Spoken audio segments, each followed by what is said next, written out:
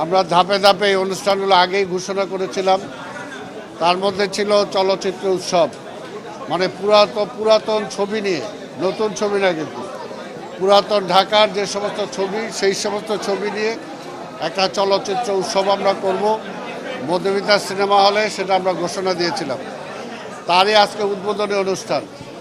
এখানে আমি ধন্যবাদ জানাই যে পুরনো দিনের আপনারা দেখেছেন অনেক চলচ্চিত্র শিল্পী, কুশলী, গায়ক, সর্বমহলে যারা স্বীকৃত, যাদের ছবি দেখে মানুষ আন্দোলিত হয়েছে, যাদের গান শুনে অনুপ্রাণিত হয়েছে, যাদের লেখা দেখে অনুপ্রাণিত হয়েছে, আজকে তার মধ্যে সেই সমস্ত গীতিকার সহ অনেকেই আজকে এখানে উপস্থিত ছিলেন। আমি তাদেরকে ধন্যবাদ জানাই ঢাকা সিটি কর্পোরেশনের পক্ষ থেকে, আমার পক্ষ থেকে, যে ওনারা আজকে আমার দাওয়াতে যে এখানে এসেছেন। এবং আমি মনে করি যে এটা আমাদের প্রাথমিক ধাপ শুরু হলো, কারণ আমাদের মাননীয় প্রধানমন্ত্রী চান ঢাকা শহরটাকে সুন্দর শহরে রূপান্তরিত করতে। সুন্দর শহর যদি রূপান্তরিত করতে হয় তাহলে সুন্দর মনের মানুষ দরকার। তো সেই কারণে আমি চেষ্টা করছি প্রত্যেকটা শ্রেণী পেশার মানুষকে আজকে ঢাকা শহরের জন্য তাদের হৃদয়ে একটা ভালোবাসা জন্মানোর জন্য। এবং সেটা যদি আমি সফল হতে পারি তাহলে এই ঢাকা শহর পরিচ্ছন্ন হবে, পরিষ্কার হবে।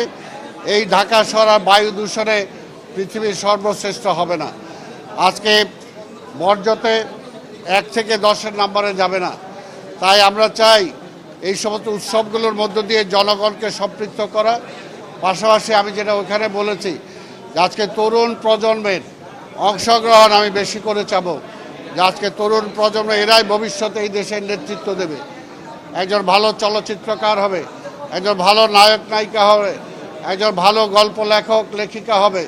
কাজে তাদেরকে এগিয়ে আসতে হবে, আর দেশীয় সংস্কৃতির বিকাশের জন্য অন্তত নিজেদেরকে জীবন দিয়ে হলেও সংগ্রাম করতে হবে। আমি বিশ্বাস করি ওনারা মাননীয় প্রধানমন্ত্রীর সাথে আলোচনা করবেন এবং আমি নিজেও আলোচনা করব। যেগুলো ভালো সেগুলো কিন্তু প্রধানমন্ত্রীর কাছে তুলে ধরলে তিনি সেগুলোকে গ্রহণ করেন। তাই বিশ্বাস করি আমাদের এই অঙ্গনেও যা যা করা দরকার সরকার সেই পদক্ষেপ নেবে। আপনাদের সবাইকে ধন্যবাদ।